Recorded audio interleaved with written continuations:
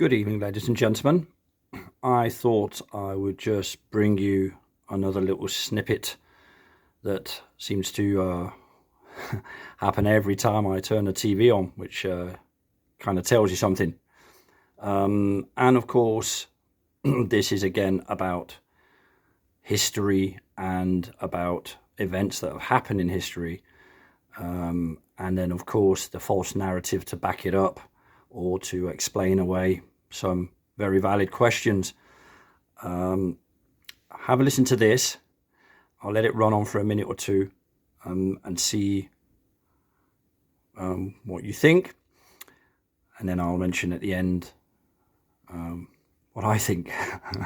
But anyway, here we go. Have a little listen to this. Some breakthroughs in technology make you gasp.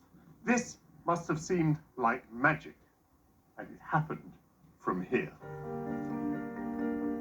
Inventor cum engineer extraordinaire Guglielmo Marconi was the first person successfully to send a radio signal across the Atlantic Ocean. He'd stationed himself here in Poldhu. Keith Matthew is a member of the Poldhu Amateur Radio Club and a Marconi enthusiast. Keith, we're actually seated, are we, on the ruins of Marconi's station?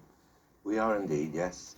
When he sends a message from here in 1901, does he think it's going to reach the New World? Well, his entire future and reputation depended on it. I think, yes. Well, he was young and supremely confident. Born in Italy in 1874 to an Italian father and an Irish mother, Marconi's bold ideas found supporters in Britain. To the world's maritime superpower, the potential value of wireless communication was obvious. Many physicists had thought it impossible, but here in Cornwall, Marconi proved that radio waves could travel beyond the horizon.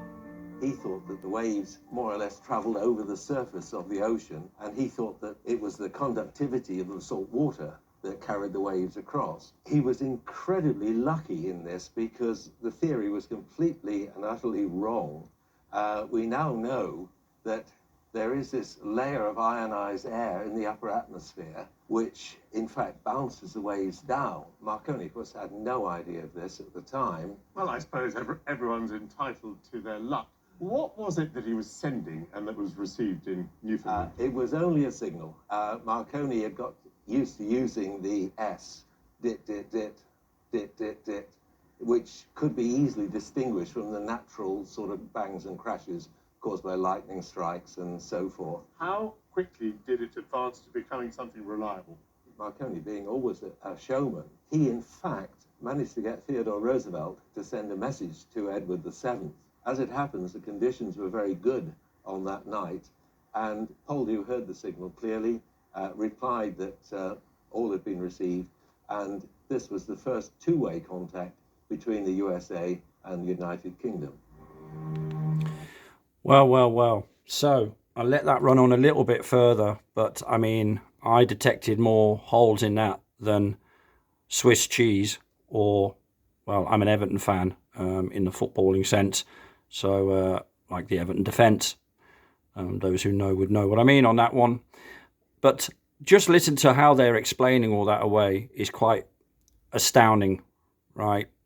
But the obvious one, of course, is this over the horizon thing and about how the original theory was wrong, that the salt water kept the waves close to the ocean surface for it to go across the Atlantic. And of course, they had to then invent the ionosphere. Now, they don't go into detail as to why the ionosphere was used as an explanation, because that is the fascinating bit, is what people don't tell you. And that is that, of course, the authorities weren't happy at all originally with Marconi's so-called invention or anything of the sort. That was the story that was put out anyway, because they couldn't explain away how radio waves could go around balls, right?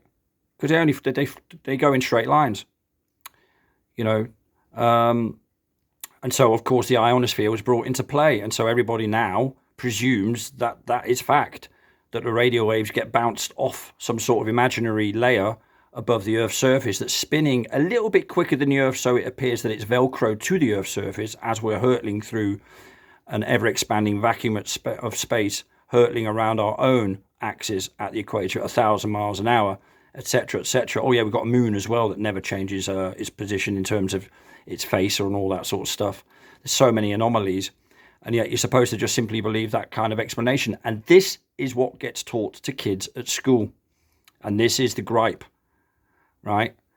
And so there were obviously a few other flaws in that story. For example, how did they build that other capability then for them to manage the two-way thing where the president suddenly transmits something to the king and backwards and forwards and all that sort of stuff? It's all nonsense. But it just goes to show you it gets propagated all the time, right? And this is the thing. And I mean, there needs to be more and more pushback, of course. One way to do it is at home to counterbalance the information they get from their schools.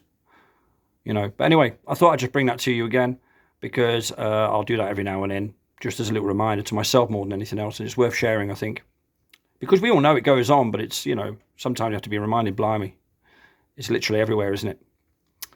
Okay, that was it. Hope you're all enjoying your weekends hitherto. And speak to you all soon. Some of you sooner. Ta-ta for now.